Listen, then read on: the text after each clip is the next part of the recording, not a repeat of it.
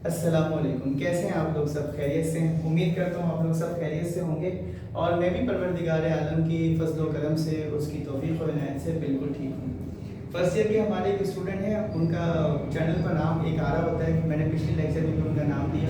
वो बहुत ही अच्छे स्टूडेंट हैं, उनके नाम मदनी से शुरू होता है और वो हर वीडियो को देखते हैं, लाइक करते हैं, बताते हैं और बहुत सारी चीज़ें वो मुझे सजेस्ट करते हैं।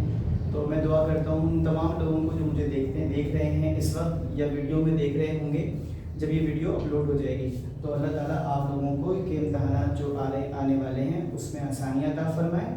आप अच्छे तरीके से ये इम्तहानात से के मराहिल से गुज़रें और अल्लाह ताला आपका हामी और नासिर हो। मेहनत मेहनत और मेहनत कामयाबी का यही जीना है। कोई शॉर्टकट नहीं काम आता। इसमें सिर्फ़ और सिर्फ जो इंसान के काम आती है चीज़, वो उसकी अपनी मेहनत है।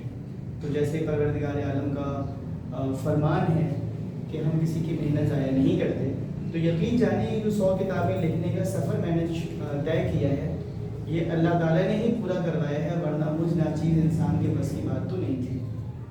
आप भी मेहनत कीजिए और आसमान को छू लीजिए। आज जो सवाल करने जा रहे हैं इसका ताल्लुक चैप्टर नंबर 11 से है। ये भी एक न्यूमेरिकल है जिसमें हम मालूम करना चाहते हैं हीट ऑफ फॉर्मेशन। और यहाँ बैठे हुए हमारे एक स्टूडेंट ने कहा, हमजा जहांगीर ने, कि सर ये हीट ऑफ फॉर्मेशन कहें या एंथैल्पी बात एक ही है। तो मैंने कहा जब हम वीडियो बनाएंगे तो हम बता देंगे, हम तो सीधी सीधी बात करते हैं। सवाल आपके पास ये है, calculate the heat of formation that is delta H F. ये ना भी कहें बोलते हैं कैलकुलेट डेल्टा एच एफ, उसका मतलब है heat of formation. Heat of formation ज़्यादातर केसेस में जैसे कंबशन रिएक्शन वगैरह में नेगेटिव आती है। तो हीट ऑफ फॉर्मेशन का मतलब असल में होता क्या है, एंथैल्पी। और एंथैल्पी क्या होता है, हीट कंटेंट, सिस्टम की हीट कंटेंट। तो अगर आपको ये बोले कि calculate the enthalpy of the glycerol that is C3H8O3, तो आप इसका भी मतलब यही कि आपने हीट ऑफ फॉर्मेशन निकालनी है। अब इस किस्म के सवालात में होता क्या है, एक होती है आपकी मेन इक्वेशन जिसको हम कहते हैं प्रिंसिपल इक्वेशन, जिसकी डेल्टा एच एफ आपको मालूम करनी होती है, और उसके साथ उसकी कुछ सेकेंडरी इक्वेशन दी हुई होती है जिसको डेटा की इक्वेशन कहते हैं, जिनकी मदद से आप यहाँ तक पहुँचते हैं। ठीक है, इसका मतलब ये खजाना है और ये खजाने तक पहुँचने के तीन रास्ते हैं और ये तीनों रास्तों में अमल करके आप यहाँ तक पहुँचेंगे। यानी फाइनल इक्वेशन आपको ये चाहिए इनकी मदद से। तो अब ये कैसे करते हैं उसको जरा देख लें। और आखिर में जो डेटा की इक्वेशन होती है ना, इसकी अपनी भी एंथैल्पी गिवन होती है। यानी कार्बन और ऑक्सीजन से कार्बन डाइऑक्साइड बने तो होती है -393.5 किलोजूल्स पर मोल। वाटर बने तो उसकी एंथैल्पी है -285.8 किलोजूल्स पर मोल।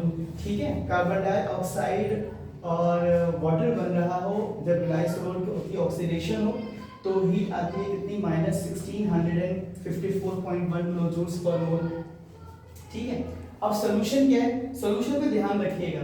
देखो मुझे चाहिए यहाँ पर क्या चाहिए, कार्बन के 3 मोल। ठीक है, अब कार्बन मेरे पास कहाँ है, यहाँ पर।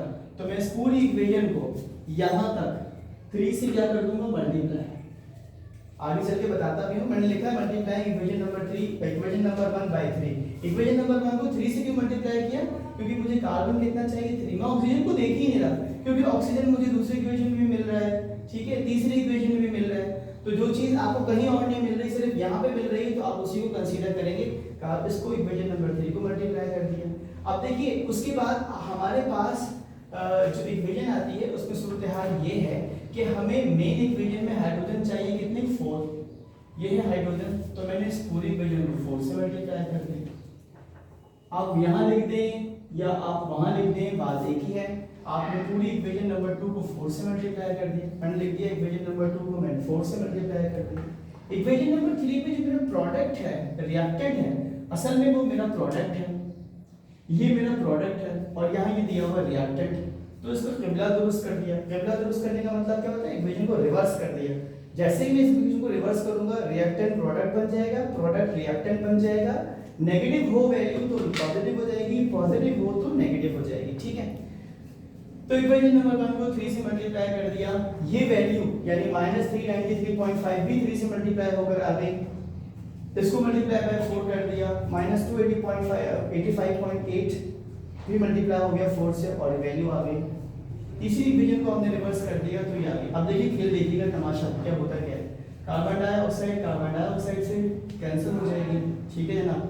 आपके पास जो वाटर मॉलिक्यूल है, रिएक्टेंट टू प्रोडक्ट कैंसिल होता है क्योंकि एरो का मतलब इज इक्वल होता है, ये भी कैंसिल हो गया।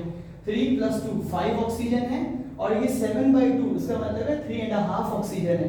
तो अगर मैं 3.5 को यहाँ से पूरा निकाल दूं तो मेरे पास यहाँ पर कितना बचता है 1.5, और 1.5 को मैं लिख सकता हूँ 3/2 O2, ठीक है। इस ऑक्सीजन को मैंने क्लब कर दिया और इसको मैंने कर दिया 3/2 O2, वो ये आ गया, ठीक है। अब देखिए यहाँ पे क्या बचा, मेरे पास बचता है 3C, मेरे पास बचता है 4H2, और फिर अब मेरे पास वहाँ पे प्रोडक्ट साइड में कुछ नहीं बचा, प्रोडक्ट साइड में बचा C3H8O3, और अब हम पहुंचे इसके डेल्टा HF तक कि जी वो कितना होना चाहिए।